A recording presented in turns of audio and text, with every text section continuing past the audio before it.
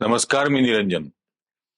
हा व्हिडिओ खरं म्हणजे ईजी न्यूजच्या सर्व दर्शकांसाठी, पाठीराख्यांसाठी एक आवाहन किंवा विनंतीसाठी आहे. झालंय असं की म्हणजे गेल्या कित्येक महिन्यांपासून बरेच दर्शक असं म्हणतात की हिंदीमध्ये पण करा, इतर भाषांमध्ये पण करा.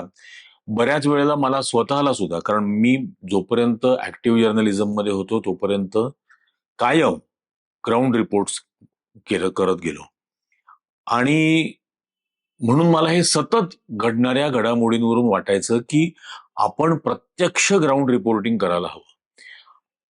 अशा अनेक घटना घडल्या आहेत, आपल्यालाही माहिती आहे. मराठवाड्यामध्ये एवढं पुराचं थैमान झालं, मराठवाड्यातला शेतकरी बरबादीच्या उंबरठ्यावरती येऊन पोहोचला त्याच्यामुळे. आणि त्याच्यानंतर शासनाने जे काही तुटपुंजी मदत जाहीर करायची ती जाहीर केली, ती अजूनपर्यंत प्रत्यक्षात मिळालेली आहे का? म्हणजे ज्यांची जमीन खरवडून गेली त्या शेतकऱ्यांचं काय झालं? मराठवाड्यातले शेतकरी किडण्या विकायला निघाले. काय त्या ठिकाणची प्रत्यक्ष ग्राउंडवरची रियालिटी आहे, हे त्या ठिकाणी जाऊन कव्हर करायला हवं. आता मुंबईमधले आरेचा प्रश्न असेल किंवा मुंबईमध्ये जो प्रकार सुरू झालाय, संजय गांधी नॅशनल पार्क मधले आदिवासींची घरं डिमॉलिश करून टाकण्यासाठी म्हणून आणि ती सगळी जमीन बळकावून बिल्डरच्या घशामध्ये घालायची, यासाठी म्हणून तिकडे प्रकार सुरू झालेले आहेत. अशा अनेक घटना घडतात. पुण्यामध्ये घटना घडलेली होती, त्यात कोथरूडच्या 3 मागासवर्गीय मुलींवरती अत्याचार झाला आणि पोलीस कंप्लेंटही नोंदवून घेत नव्हते. अशा वेळेला त्या ठिकाणी ग्राउंडवर जाणं गरजेचं होतं. अशा महाराष्ट्रभर वेगवेगळ्या ठिकाणी घटना घडतायत.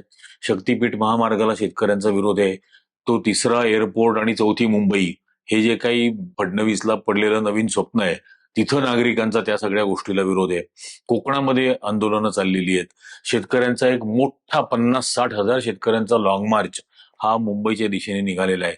या सगळ्या घडामोडी प्रत्यक्ष ग्राउंडवरती जाऊन कव्हर करायच्या, हे खूप दिवसांपासून मनात होतं. सुदैवाने योगायोगाने एक गोष्ट अशी घडली की माझ्या परिचित असलेले असे काही तरुण पत्रकार, जे उत्तम शिकलेले आहेत, उच्च शिक्षित आहेत, जर्नलिझममध्ये मास्टर्स केलेले आहे, काही जण पीएचडी करतायत, अशांना सुद्धा ही इच्छा होती. आणि मग असं आमचं बोलणं झालं की आपण एकत्ररित्या आत्ताचं जे ईजी न्यूज आहे याचा विस्तार करत आपण एक मोठ्या स्वरूपामध्ये महाराष्ट्रातल्या दर्शकांना ग्राउंड रियालिटीज समजावून सांगायच्या, यासाठी म्हणून आपण काहीतरी करायला हवं किंवा करू. त्यानंतर असे अनेक मान्यवर महाराष्ट्रामध्ये आहेत ज्यांच्या व्हिडिओवरती मुलाखती होणं खूप गरजेचं आहे. आणि म्हणजे महाराष्ट्राला दिशा देण्याचं काम, मग ते साताऱ्याला आह साळुंके असतील, दत्तप्रसाद दाभोळकर असतील, कोल्हापुरात जयसिंगराव पवार असतील, असे अनेक माणसं महाराष्ट्रभर अशी गावागावात अशी थोर माणसं आहेत ज्यांचा प्रचंड अभ्यास आहे. आणि या महाराष्ट्राची पुरोगामी परंपरा ही टिकवून ठेवण्यासाठी म्हणून त्यांचं फार मोठं योगदान आहे. आणि त्यांचं जे काही आजच्या परिस्थितीबद्दलचं विवेचन आहे, विश्लेषण आहे, अपेक्षा आहेत, त्या प्रत्यक्ष त्यांच्याशी बोलून रेकॉर्ड कराव्या, जेणेकरून त्याचं एक व्हिज्युअल डॉक्युमेंटेशन कायमस्वरूपी हे महाराष्ट्रातल्या येणाऱ्या पिढ्यांना उपलब्ध राहील. हा आणखीन एक त्याच्यातला भाग आहे. अनेक विषयांवरच्या डॉक्युमेंटरीज करायच्या आहेत. म्हणजे मला स्वतःला मालेगाव ब्लास्टचा ज्या वेळेला निकाल लागला त्यावेळेला मला असं वाटलं होतं की मालेगाव ब्लास्टवरती एक डॉक्युमेंटरी करावी. कारण की मालेगाव ब्लास्टमधले आपल्याला सगळ्यांना माहिती असेल की त्या दयानंद पांडे हा जो स्वयंघोषित शंकराचार्य होता आणि त्याला सवय होती की त्यांच्या सगळ्या बैठकांचा तो व्हिडिओ रेकॉर्डिंग करायचा. तर त्या ज्या 34-35 व्हिडिओ एटीएसला त्यावेळेला मिळाले होते, त्या व्हिडिओच्या जवळजवळ 414 मिनिटाच्या ट्रान्स्क्रिप्ट्स आहेत. त्याच्यामध्ये त्या कटामध्ये बॉम्बस्फोटाच्या सामील असलेले सगळे आरोपी या बैठकांमध्ये हजर होते. ते त्या बैठकांमध्ये बोलत होते आणि मग ते काय बोलत होते, कोणाशी बोलत होते, कोण काय म्हणत होतं, या सगळ्या गोष्टीचं वरती आधारित एक डॉक्युमेंटेशन, त्याचं एक डॉक्युमेंटरी करणं. त्याच्या दुसऱ्या बाजूला मालेगाव मधले जे पीडित आहेत, म्हणजे ज्यांच्या घरातली पहिल्यांदा 37 जण मेले, त्यानंतर 7-8 जण मृत्युमुखी पडले दुसऱ्या बॉम्ब ब्लास्टमध्ये, 300-400 जण जखमी झाले, ज्या 2006च्या 11 आरोपींना पकडलं होतं त्यांना नंतर निर्दोष सोडावं लागलं, त्यांची काय परिस्थिती आहे, ते कुठल्या इमोशनल ट्रॉमामधून अख्खं त्या कुटुंबाला जावं लागलं होतं, या सगळ्यावरती आणि असे अनेक विषय, मग अगदी आरवलीच्या पर्वतांचा विषय असेल किंवा शक्तीपीठ महामार्गाचा विषय असेल, पुरंदरच्या इंटरनॅशनल एअरपोर्टचा विषय असेल, असे अनेक विषय आहेत. कातळ शिल्प आहेत कोकणातली, त्याबद्दलचा विषय आहे. या सगळ्या विषयांवरती डॉक्युमेंटरी फिल्म्स कराव्या, हे सुद्धा याच्यासोबत मनामध्ये आहे, प्लॅन आहे. त्यानंतर अनेक विषय असे आहेत ज्याच्यावरती माहितीपूर्ण अशा व्हिडिओच्या मालिका तयार करता येतील, इन्फॉर्मेटिव्ह सिरीज, व्हिडिओ सिरीज या बनवता येतील. मी बऱ्याच वेळेला याचा उल्लेख केला होता यापूर्वी, परंतु एकट्याला इतकं सगळं करता येणं शक्य नव्हतं. पण आता जर अशी टीम उभी राहत असेल तर ते करता येणं शक्य आहे. त्यामुळे मग मी अगदी सावरकरांचा विषय असेल किंवा फेमस कॉन्ट्रोव्हर्सीज ज्या आहेत भारताच्या इतिहासातल्या, की महात्मा गांधी आणि भगतसिंग, पंडित नेहरू सरदार पटेल, महात्मा गांधी पंडित नेहरू सरदार पटेल, महात्मा गांधी आणि जिना, सावरकर आणि जिना, आंबेडकर, या सगळ्या विषयांवरती डिटेल कागदोपत्री पुराव्यांसह डॉक्युमेंटरीज तयार करायच्या, त्याच्या व्हिडिओ सिरीज, व्हिडिओच्या मालिका तयार करायच्या, हा एक त्याच्यातला प्लॅन आहे. ज्याच्यानी प्रबोधन चालू राहीलच, पण जो अपप्रचार केला जातो विशेषतः संघ परिवारातर्फे, त्या सगळ्या अपप्रचाराचं उत्तर अगदी म्हणजे मग त्याच्यात गोळवलकरांच्या बंच ऑफ थॉट्सचं सुद्धा एक व्हिडिओ सिरीज करायची, त्यांच्या वी ऑर आवर नेशनहुड डिफाईंडच्या पानापानावरती एक सिरीज करायची, म्हणजे बंच ऑफ थॉट्स वरती तर पंच ऑफ थॉट्स ही एक मोठी व्हिडिओ मालिका होऊ शकते. हे सगळं करायचं तर त्यासाठी एकटा माणसाचं मनुष्यबळ हे खूप अपुरं आहे, त्यात खर्च आहे, खूप मोठ्या प्रमाणावरचा खर्च आहे. तर हे सगळं करता येणं अवघड होतं.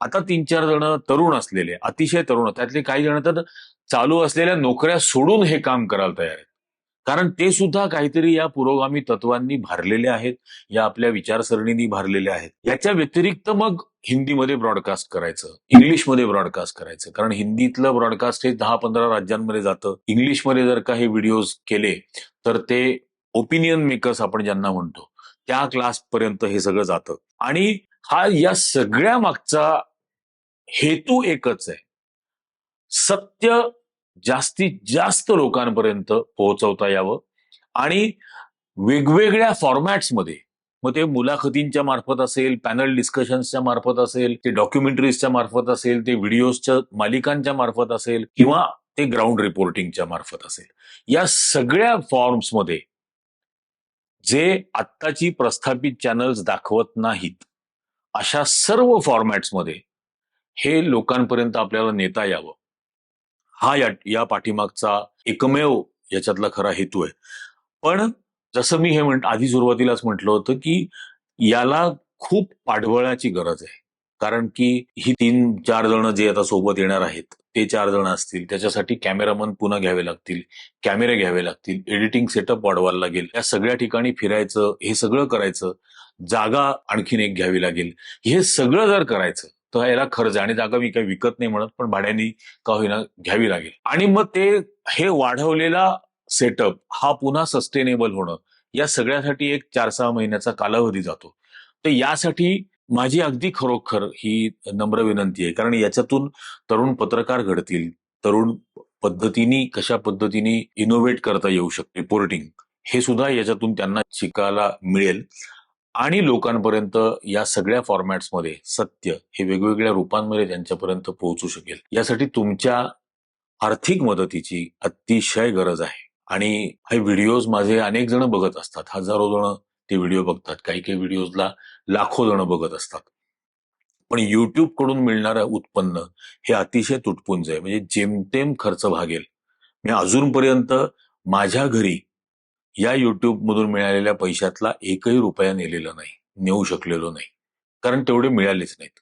पण हे जर करायचं असेल तर हे लोकांच्या पाठबळाशिवाय करता येणं अवघड आहे. तडजोडी जर केल्या, राजकीय नेत्यांकडून जर का स्पॉन्सरशिप मागितल्या, त्यांच्याकडून जाहिराती मागितल्या, तर हे सगळं करता येणं शक्य आहे, परंतु ते घ्यायचं नाहीये. कारण आज ज्या सत्तेला प्रश्न विचारतोय, उद्या ही सत्ता बदलली तर उद्या बदललेल्या सत्तेलाही इतक्याच निर्भीडपणाने प्रश्न विचारता आले पाहिजेत. हा याच्यातला भाग आहे, जे मी आतापर्यंत आयुष्यभर केलं. म्हणजे 2014च्या आधी जे जे सत्ताधीश होते, त्या सत्ताधीशांची सुद्धा प्रकरणं बाहेर काढली, त्याच्यासाठी केसेस पण अंगावरती घेतल्या. हे सगळं झालं होतं त्याच्या आधी. त्यानंतर हे जास्त अवघड झालेलं आहे.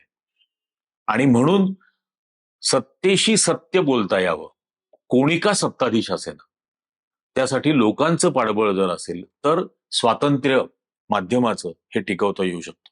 म्हणून तुम्हाला सर्वांना विनंती, या व्हिडिओच्या सोबत व्हिडिओच्या शेवटी सुद्धा 2 QR कोड दाखवणार आहे आणि या QR कोडवरती तुम्हाला शक्य असेल तेवढी मदत तुम्ही निश्चित करा. यासाठी तुम्ही जर मदत करू शकलात तर डेफिनेटली म्हणजे तुमचे खूप खूप त्याच्यासाठीची ऋण असेल आमच्यावरती.